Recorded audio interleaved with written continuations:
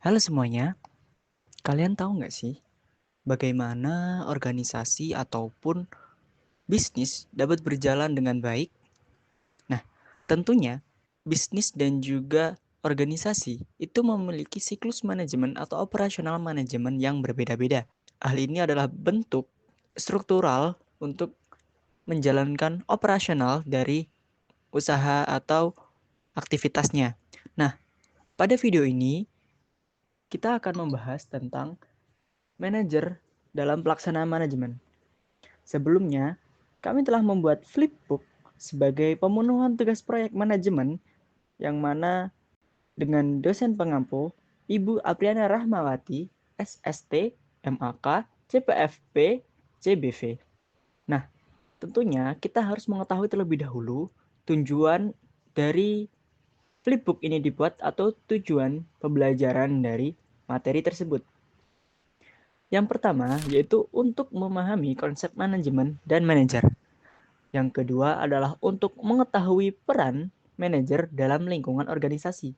Dan yang ketiga adalah menambah pengetahuan tentang keterampilan manajerial. Dan yang keempat atau yang terakhir adalah mengidentifikasi tingkatan manajer.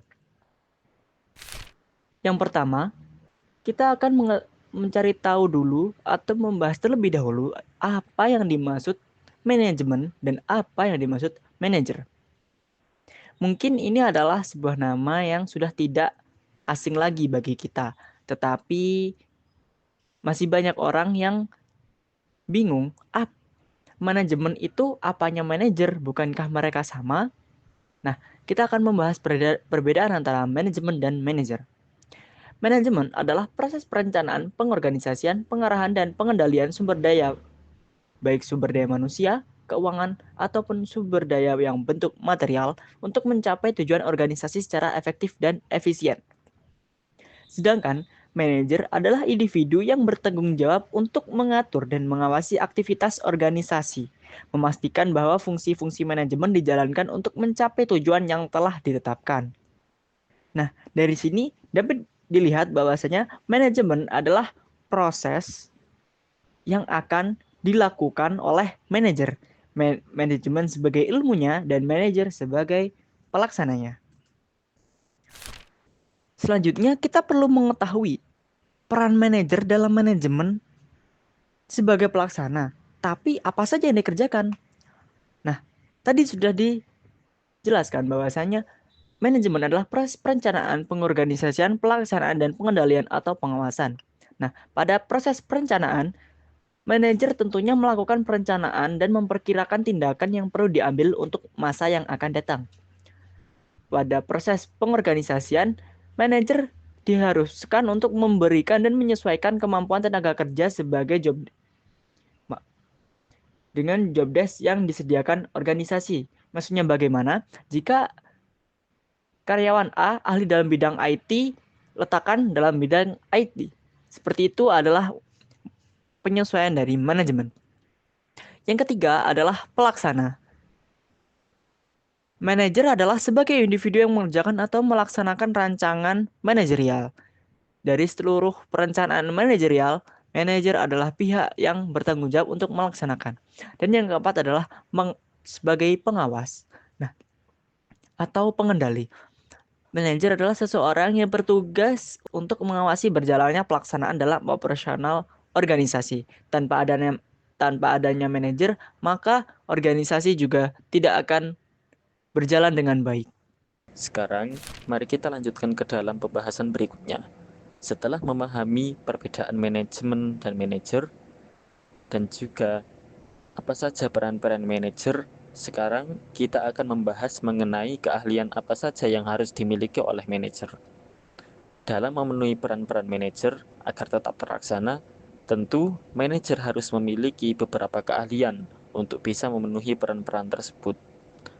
Menurut pendapat dari Robert Wilkach, manajer setidaknya diharuskan memiliki 3 keahlian utama untuk memenuhi peran, tugas, dan tanggung jawabnya. Keahlian manajer yang pertama yaitu keahlian teknis, yaitu keahlian untuk menggunakan pengetahuan metode kerja tertentu untuk bisa menjalankan tugas-tugas dari manajer, serta kemampuan untuk mengoperasikan alat perangkat lunak untuk melakukan pekerjaan tersebut.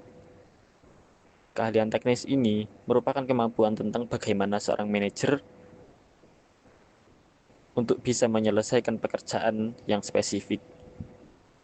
Lalu yang kedua adalah kemampuan interpersonal atau kemanusiaan, yaitu kemampuan untuk berinteraksi, memahami dan bekerja sama dengan orang lain untuk bisa menjalin hubungan yang sehat terhadap terhadap karyawannya dan juga memotivasi mereka untuk bekerja lebih baik ataupun juga menyelesaikan konflik yang ada dalam lingkungan karyawan. Dan yang terakhir adalah keahlian konseptual, yaitu kemampuan untuk melihat gambaran besar mengenai rencana perusahaan, juga kemampuan bagaimana manajer mampu memahami bagaimana bagian-bagian organisasi saling berhubungan dan juga dapat membuat keputusan untuk perusahaan di masa depan. Keahlian ini merupakan kemampuan untuk berpikir ke depan untuk mengatur kemana arah jalannya organisasi atau perusahaan. Oke, selanjutnya ada tingkatan manajemen. Jadi, tingkatan manajemen merupakan pembagian struktur dalam organisasi yang membedakan tanggung jawab dan wewenang di setiap level. Secara umum, ada 3 tingkatan manajemen yang dikenal, yaitu ada manajemen tingkat atas, manajemen tingkat menengah, dan manajemen tingkat bawah. Oke, yang pertama ada manajemen tingkat atas, yaitu kelompok eksekutif yang memiliki wewenang tertinggi dalam organisasi. Mereka bertanggung jawab untuk menetapkan visi misi dan tujuan besar perusahaan serta membuat keputusan strategis yang mengarah pada perkembangan jangka panjang organisasi. Contoh jabatannya ada CEO atau Chief Executive Officer, selanjutnya ada Direktur Utama dan Presiden Direktur. Dan yang kedua ada manajemen tingkat menengah, yaitu manajemen tingkat menengah berada di antara manajemen tingkat atas dan tingkat bawah. Mereka bertugas menerjemahkan kebijakan yang ditetapkan oleh manajemen atas menjadi rencana operasional yang lebih rinci dan mengelola pelaksanaan kebijakan di divisi dan departemen masing-masing.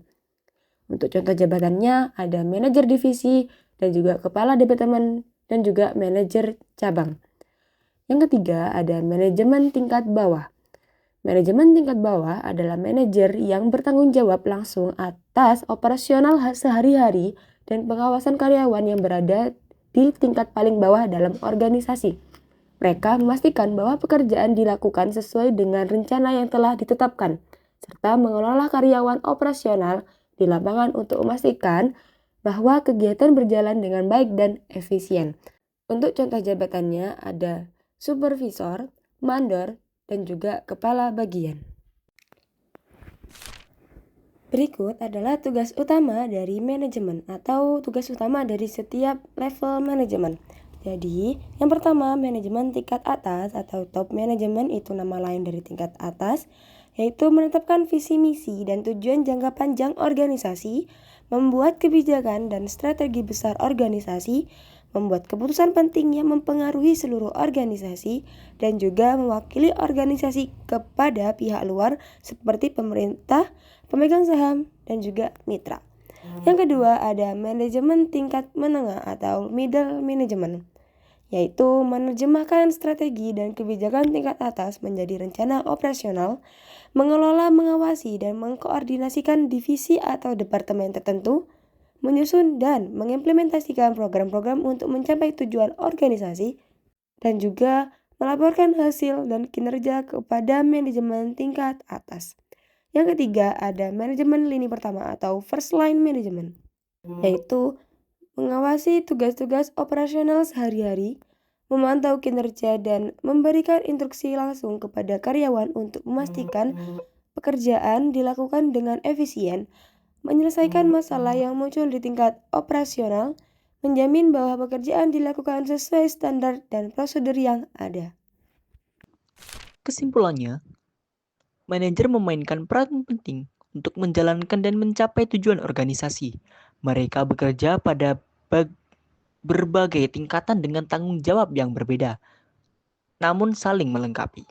Keberhasilan manajer sangat bergantung pada keahlian teknis, interpersonal, konseptual, dan pengambilan keputusan yang mereka miliki. Dengan menjalankan peran, keahlian, dan tanggung jawabnya secara efektif, manajer mampu menciptakan organisasi yang produktif, efisien, dan kompetitif. Oh iya, sebelumnya kami ini terdiri dari 3 orang, yaitu ada Givari Zaka Maulana, Hasna Rahmani Syarifuddin, dan juga Muhammad Hakim Murabi. Mungkin itu saja pada video kali ini. Sekian dan terima kasih.